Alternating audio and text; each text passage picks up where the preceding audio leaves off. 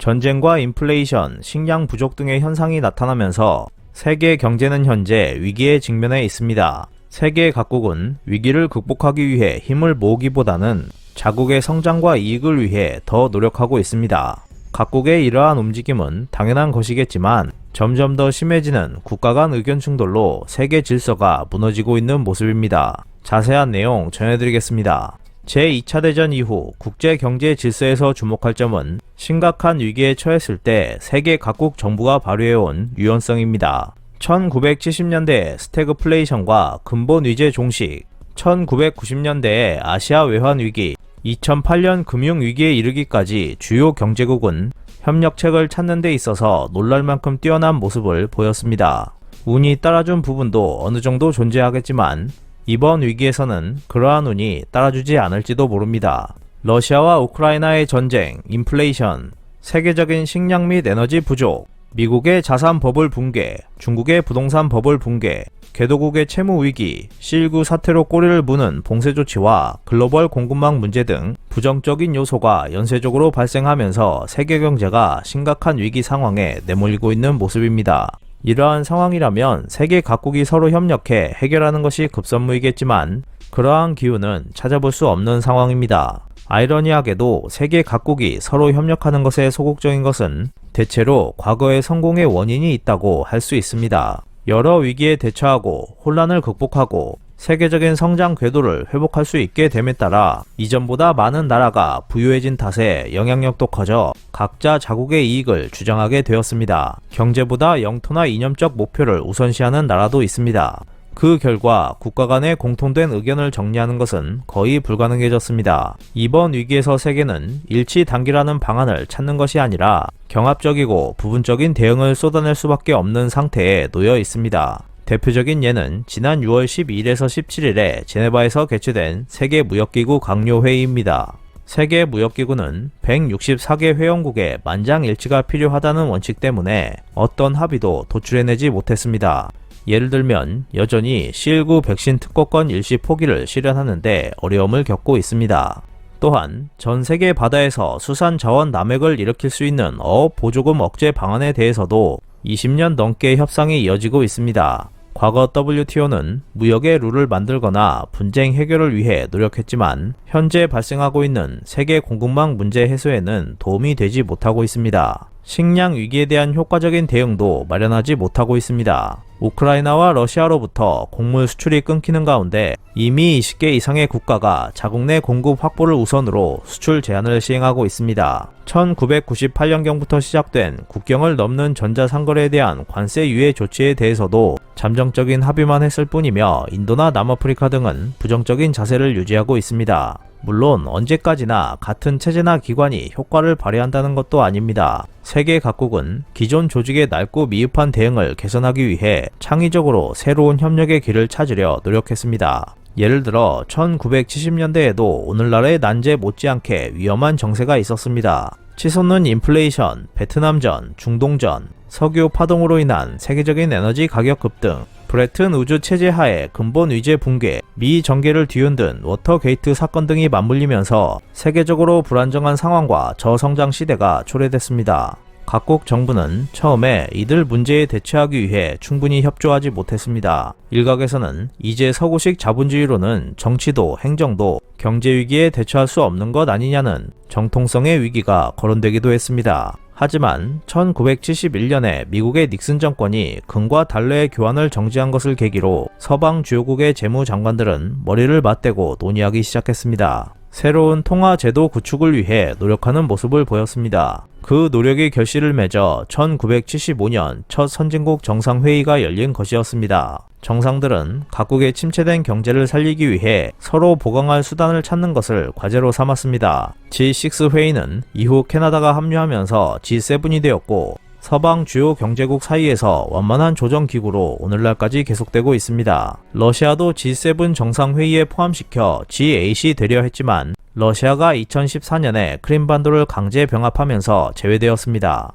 그런 G6 정상회의 이후 20년 정도는 비교적 평온한 세상이 이어졌습니다. 하지만 1994년부터 1995년 멕시코, 1997년부터 1998년 아시아, 1998년 러시아 등의 잇따른 통화금융위기로 세계 경제가 또다시 불안정해지면서 1999년에 G20 정상회의가 탄생했습니다. 그때까지만 해도 신흥 경제국이 대두됐기 때문에 G20의 출범은 그런 현실의 변화를 빗대는 것이었습니다. G20에는 한국, 중국, 인도, 브라질, 멕시코, 인도네시아 등이 참가해 이전의 부유국 클럽보다 더 큰 기구가 되어 1990년대 경제의 본연의 자세를 구현하는 집단으로 발전해 갔습니다. G7과 마찬가지로 G20도 처음에는 재무장관 및 중앙은행 총재 회동이 정기적으로 열렸지만 2008년 글로벌 금융위기 이후 정상회의로 격상됐습니다. 세계 금융위기와 그 여파 속에서 G20은 경제 성장을 회복하기 위한 세계적인 노력의 중심이 됐습니다. 각국 간의 협조 아래 경기 부양책으로 세계 경제 회복에 박차를 가하고 금융 규제를 강화해 국제통화기금의 대출 규모도 넓혀왔습니다. 물론 이런 협력 구조에서 대담한 변혁이 생기는 경우는 거의 없다고 봐야 할 것입니다. G7에도 G20에도 결정권은 없습니다. 이러한 정상회의는 서로 특별한 혜택을 주고받는 정책을 각국에 압박하는 형태로 제안하는 자리일 뿐입니다. 그렇기 때문에 위기를 극복할 장대한 계획이 나올 것이라고 기대하는 것은 무리입니다. 글로벌 금융위기 당시 G20의 주요 성과 중 하나는 회원국들이 글로벌 경기 둔화를 악화시키는 보호주의적 대응을 피하겠다고 굳게 다짐하고 그 서약을 지킨 것입니다.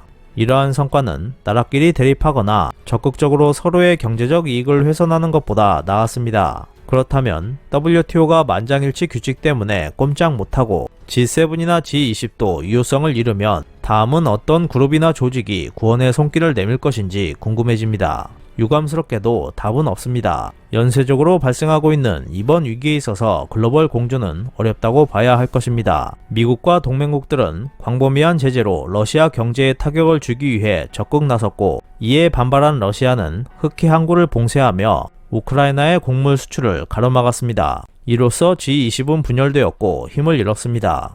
제넷 옐런 미 재무장관은 G20에서 러시아를 배제할 것을 요구하며 러시아가 참석할 경우 회담을 보이콧하겠다고 위협했습니다. 4월 워싱턴에서 열린 G20 회의에서는 미국을 포함한 여러 나라 대표가 러시아 대표의 발언이 있는 도중에 자리를 떠났습니다. 이 회의는 아무런 합의를 이끌어내지 못했고 공동성명 채택 없이 끝났습니다. 하지만 러시아 배제 시도는 실현될 것 같지 않습니다. 미국의 요구에 정식적으로 가담한 곳은 캐나다와 호주뿐이었습니다.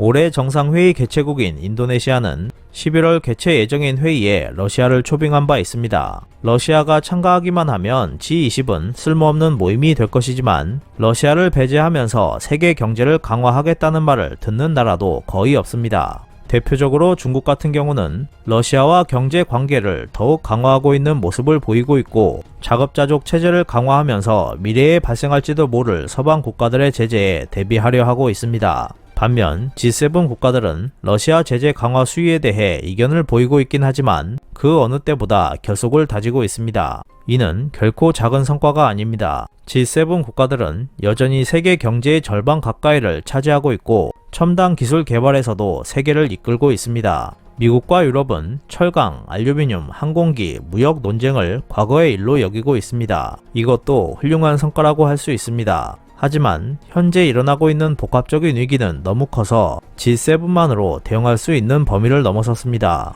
예를 들어 G7은 50개국 이상의 지지를 얻어 식량 안보에 상당한 효과를 기대할 수 있는 제안을 하고 있습니다. 각국이 수출 규제 등으로 세계 식량 시장을 왜곡하는 조치를 취하지 않으면 자금 측면과 기술 지원을 확대하겠다는 제안입니다. 하지만 인도는 지난 5월 밀 수출을 금지하면서 이 제안에도 찬성하지 않고 있습니다.